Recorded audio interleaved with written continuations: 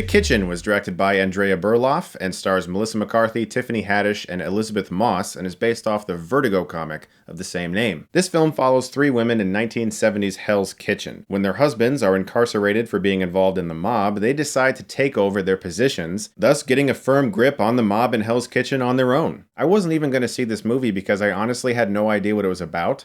There was very little marketing behind it. It just kind of came out in theaters, and I went, oh, what is The Kitchen? I looked it up and realized it was based off of a comic. My wife really wanted to see it, so we went and saw it last night. We were the only people in the entire theater.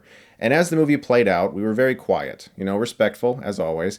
And then about halfway through the movie, my wife just out loud, full volume, said, I have no idea what this is about. The plot that I just told you about is the synopsis. Yes, technically that's what the movie is about. And after that setup, the movie has no idea how to be a movie. It has no interest in characterization. I mean, none. We know nothing about these women or really any of the characters in the whole movie. And when my wife exclaimed that in the middle of the movie, I just had to laugh. I was so relieved because I was also thinking that it was one of the worst films I've seen in 2019. Because it definitely is. Aside from The Haunting of Sharon Tate, which is just an embarrassment of a movie, this is the next worst film I've seen this year. Let's talk about why, because a lot of it is very disappointing. In many ways, this movie is a bit of a disaster. And it's the type of bad movie that's sneaky. The music choices and the actors on screen and the fact that everything looks competent can trick you into thinking this movie is just okay. Maybe it's not really that bad. The cinema score, for instance, is B-. The cinema score is the audience polling grading system. That's actually pretty low for a cinema score. Usually audiences go to a movie, they know they're going to love it, and they probably love it no matter what. Some really terrible movies get high grades on cinema score. And sure, all three of these actors are super talented, and there's a lot of great songs in the movie. But make no mistake, it's really fucking bad. This film is directed extremely poorly. This is the first film Andrea Berloff has directed. She's written many, and a lot of her screenplays I have quite enjoyed. In particular, Straight Outta Compton and Bloodfather. She was a co-writer on both. But from a director perspective, this movie has some serious issues. Nearly every other scene is people walking on a sidewalk. There are so many sidewalk sequences. They're filmed with little to no energy. Almost every single shot could have 2 to 3 seconds shaved off of it.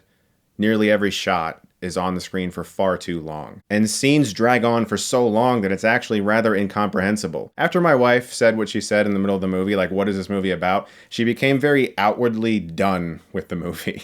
And there's this one scene where they all meet in the back of this room, and she was like, I gotta go to the bathroom. This seems like it's gonna be a boring scene. She gets up, she goes to the bathroom, and she takes her time with it, like she was in there for a while. She came back, it's the same fucking scene still happening. And it wasn't like an action set piece. It wasn't like a really dramatic scene. It wasn't a scene meant to build character. It's just people in a room talking about being in the mob and doing things, even though we rarely ever actually see them do things. This movie is a lot of fronting. All of the characters in this movie are just fronting all the time. They're like, we're big and we're bad and we do things, so you better listen to us. But we rarely ever actually see them do anything. You don't get to watch these characters do badass stuff.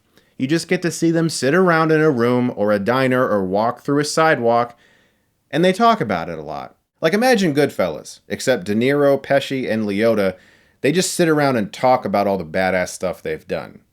You rarely ever get to see them do any of that stuff. That's what The Kitchen is like. There's a part in the film where Melissa McCarthy says to her husband, look at all this stuff I've done for you. Look at how much I've helped us. And I was like, what actually have you done? You basically go around and collect money. And apparently you say you protect people from other people in the mob. And you have a reputation now. Now, this isn't to say that these characters never do anything.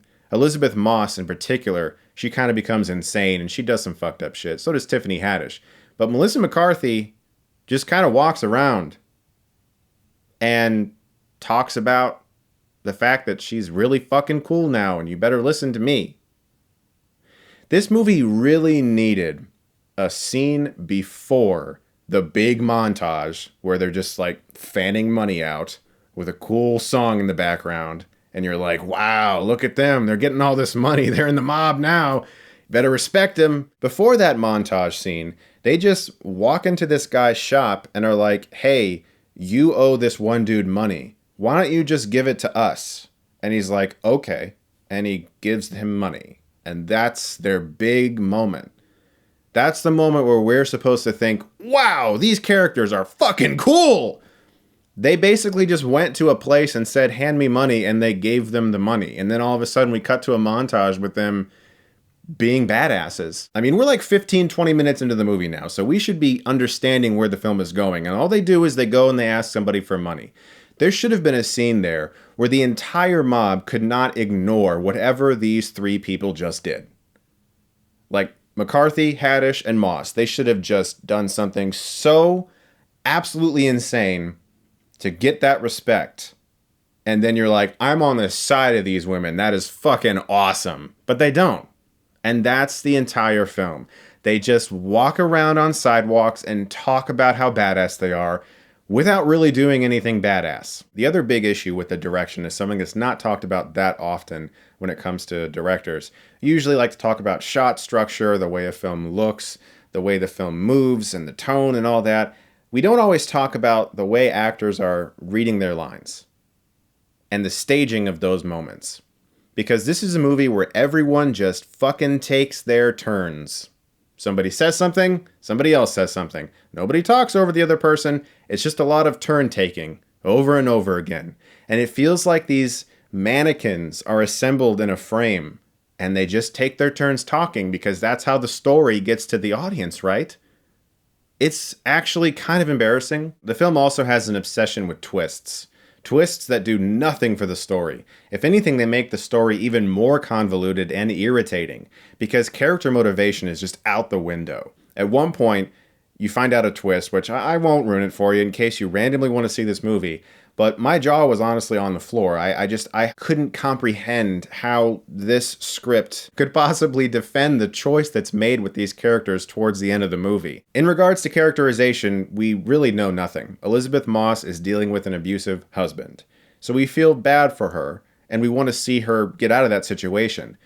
But there's really no hint of vulnerability beyond her character in the movie. She's the best part of the whole film, and they make a drastic mistake in underutilizing her character and her performance. Because, without a doubt, she made the movie semi-watchable whenever she was on screen. Because she was the only character that me or my wife gave a shit about. Everyone else is just a stone-cold killer or part of the mob. There's nobody to look at except for Elisabeth Moss and think, I feel for them. I want them to be safe. I want them to succeed. She's the only one. My wife and I sat around for an hour after this film trying to come up with positives, and we really struggled. This is a film that takes place in 1978, but is very 2019 in its mentality. And what I mean by that is that these characters say and do and get away with things that just wouldn't happen in 78. It just wouldn't. It's a very modern look at what three wives of mobsters would have to deal with if they decided to become very active in the mob in New York. It's this very glossy, clean, completely invulnerable look at it. And the fact that none of these characters ever show that vulnerability, you never get a peek inside what they're dealing with, except for Elisabeth Moss and maybe a couple scenes with McCarthy where she's concerned about her kids' safety.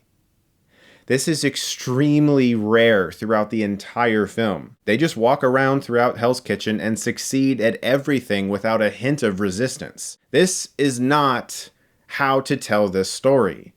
You have to understand how hard it is to do what they're doing. I completely love this concept. I think three women taking over from their husbands and doing this thing could be really fucking cool. Kind of like Steve McQueen's film Widows, if we're being honest with ourselves. And what should be happening with this story is showing how hard that would actually be. And then you feel good because they claw their way out of that no matter what resistance they face. but they don't face any. They're just like, we're taking over for our husbands. Cool. Cue the 1970s music. I'm going to give The Kitchen an F. I really think this film is a disaster. One of the worst comic book films I've ever seen. Usually, people who say that, they're talking about Fan Four Stick or Batman and Robin or something, Steel. But this film is bad in a different way. It's embarrassingly put together, horrifically directed, because there's more to direction than just assembling a competent-looking movie. The whole point of making a film is to make people forget that you're pretending. Everyone in this movie looks like pretenders the whole time. You never once get lost in this environment. That is perhaps the most basic requirement of making a movie. Presenting scenes that feel like they might be happening in some reality somewhere. But this movie can't even succeed at that. I think it's truly awful. Stay away from it. Guys, thank you so much as always for watching. Look forward to more reviews very soon. And if you like this, you can click right here and get Stuckmanized.